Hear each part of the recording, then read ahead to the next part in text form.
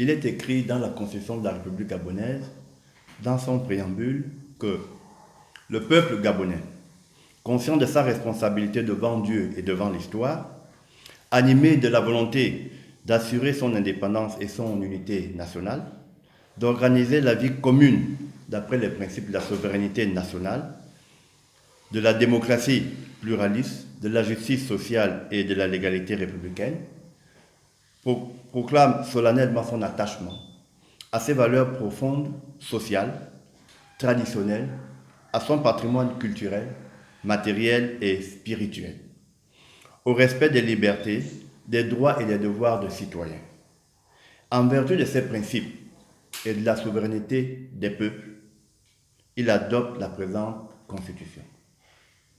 Au niveau du titre préliminaire, à l'article 1er, l'alinéa 8 dit « L'État, selon ses possibilités, garantit à tous, notamment à la mère, à l'enfant, aux handicapés, aux vieux travailleurs et aux personnes âgées, la protection de la santé, la sécurité sociale, un environnement naturel préservé, le repos et les loisirs. » Et dans son alinéa 14, il est dit « La famille est la cellule de base naturelle de la société.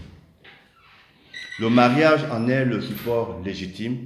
Ils sont placés sous la protection particulière de l'État. » Et dans son alinéa 16, il est dit « Les soins à donner aux enfants et leur éducation constituent pour les parents un droit naturel et un devoir qu'ils exercent sous la surveillance et avec l'aide de l'État et des collectivités publiques. » Et au niveau de son titre premier, à l'article 2, il est écrit que le sceau de la République gabonaise est une maternité allaitante et que le principe de la République gabonaise est gouvernement du peuple, par le peuple et pour le peuple.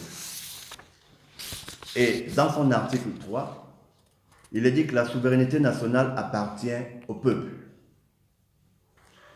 et qu'aucune section du peuple, aucun groupe, aucun individu ne peut s'attribuer l'exercice de la souveraineté nationale, ni entraver le fonctionnement régulier des institutions de la République.